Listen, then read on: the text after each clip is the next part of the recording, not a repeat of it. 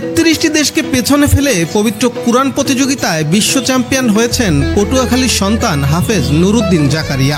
নিজ পিতার কাছেই ছাত্রজীবনে হেফজ সম্পন্ন করেছিলেন সৌদি আরবের মক্কায় অনুষ্ঠিত ৪৬তম কিং আব্দুল আজিজ আন্তর্জাতিক কুরআন প্রতিযোগিতায় বিশ্বের ১৩৩টি দেশের প্রতিযোগীদের পিছনে ফেলে চতুর্থ বিভাগে প্রথম স্থান অর্জন করা হাফেজ নুরুদ্দিন জাকারিয়া। একটা ছাত্র বিশ্বজয় করার পিছনে শত শত উস্তাদদের মেহনত থাকে এবং ২, ৪, ৫, ১০টা প্রতিষ্ঠানের মেহনত থাকে।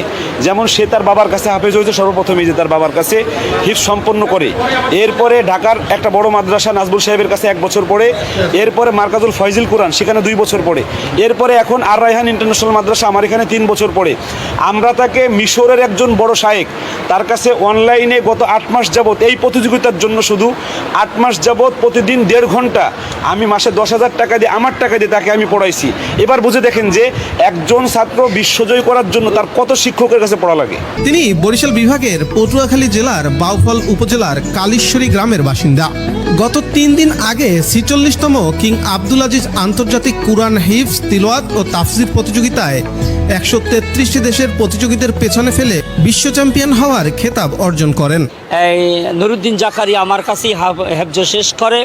হেফজ শেষ করার আমি যথাসম্ভব চেষ্টা করছি যে তার নাম জাকারিয়া, যে জাকারিয়া শায়েখ জাকারিয়া রহমতুল্লাহ আলাইহ বিশ্বের মধ্যে যদি নাম করা হয় যে শাইখুল হাদিসকে, তিনি হয়েছেন জাকারিয়া রহমতুল্লাহ আলাইহ।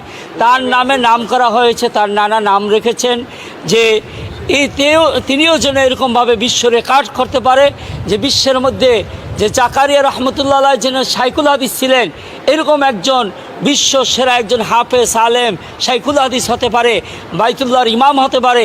এজন্য আমরাও এইভাবে চেষ্টা করে গড়ে তোলার জন্য চেষ্টা করছি। যেখানে পুরস্কার হিসেবে তিনি প্রায় ১.৫ লক্ষ সৌদি রিয়াল উপহার পেয়েছেন। হাফেজ জাকারিয়া ঢাকার আব্দুর রায়হান ইন্টারন্যাশনাল মাদ্রাসার শিক্ষার্থী। এখানে তো বললামই অনেক কষ্টের বদৌলতে এই পর্যন্ত আসা। আর ওই প্রতিযোগিতা প্রায় ১৩৩টা দেশ ছিল।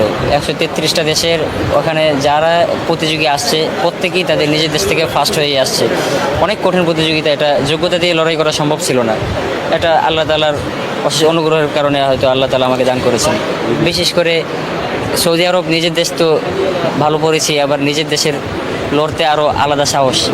তারপরে লিবিয়া আছে, এরকম আরব কান্ট্রির অনেক দেশ আছে যারা সর্বদা ভালো পড়ে থাকে। আজ দুপুরে বরিশালের চরমোনাই দরবারের পীর সাহেবের সাথে সাক্ষাৎ করতে আসলে তাকে চরমোনাই জামিয়া রাশিদিয়া মাদ্রাসার পক্ষ থেকে সংবর্ধনা দেওয়া হয়। এ সময়ে বিশ্বজয়ী হাফেজ জাকারিয়ার গর্বিত